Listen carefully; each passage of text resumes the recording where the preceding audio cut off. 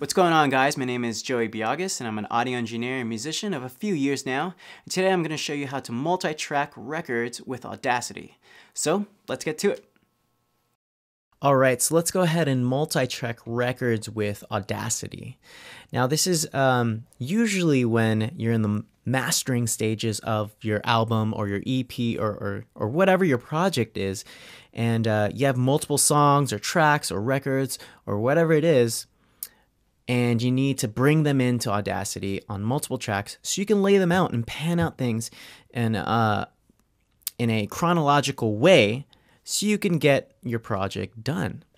All right, so there's really two ways to do this. We can record with multi-tracks, which is a little bit of an old school way because now we're in the digital realm, and most of the time you just send your individual songs to the mastering house.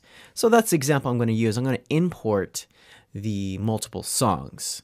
Okay, so obviously I have Audacity open here.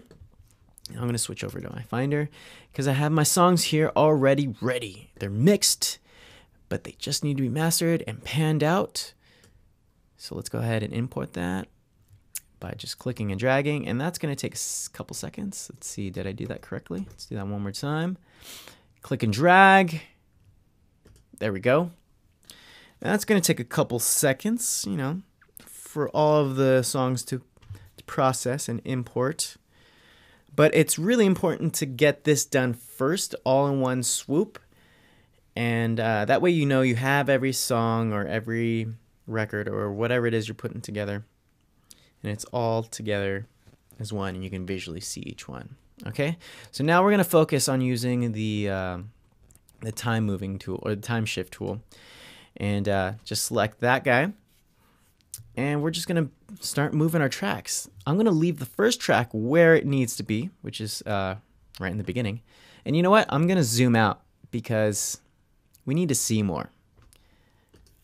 That way we can see our entire timeline a lot better and move things around a lot better, okay? All right, so this is the first track. Like I said, I'm going to leave this where it's at. The second track, I'm going to put it almost basically right behind it. And the little yellow line signifies that the clip is lined up exactly where the clip has ended. Perfect. Okay, so with the next one, I'm just going to do the same thing. Line it up till it gets yellow. Boom, perfect. And then with the last one, I'm going to do the same thing. But I already had an idea in my head. Let's see, which song is it? It's Where We Go. I think I want this one to bleed in with the previous one, with the previous song, which is this song, The Little Middleman. Okay, let's zoom in because now that we've got it kind of lined up, I mean, this is a general feel, so you can play around. This isn't set in stone or anything. This is just to kind of get us up and going. But now that we are up and going, let's zoom in. And I want to focus on this track here, the beginning of it.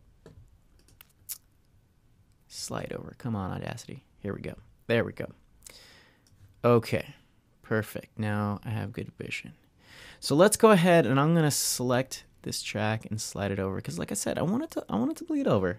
I think it'll be cool with the introduction track, and you'll hear what I mean. Okay, let's take a listen. But I'm going to need my selection tool so I can select exactly where I want it to play. All right, here we go.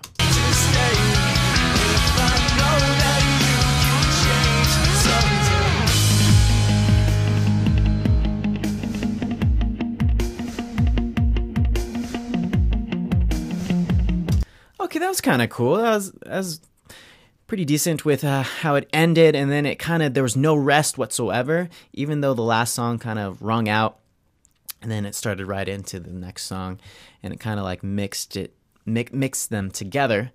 So that's pretty cool. And like I said, this is really it's really a creative process on how you want to lay out your multi-tracks within Audacity, because there's no set rules. There are no set rules within recording. There's specific guidelines maybe, but of course you're going to want to listen to your entire set all together from beginning to end, and then you'll get a better feel. I just knew off the top of my head, as I zoom out, that this song, Where We Go, where I just moved, it kind of had that kind of cool delay guitar stuff as an introduction. I thought that would be cool to kind of bleed in from the ending of a previous song. And I think it worked pretty well. But like I said, that's just one little tips. This is just the basic idea to get you up and going. Once again, I'd go back in and, like, for example, this song, Follow Love, I'd zoom into this one, and then I'd line it back up to where it should be. Like moving or using the time shift tool again, clicking and dragging and making sure it lines up correctly, like so.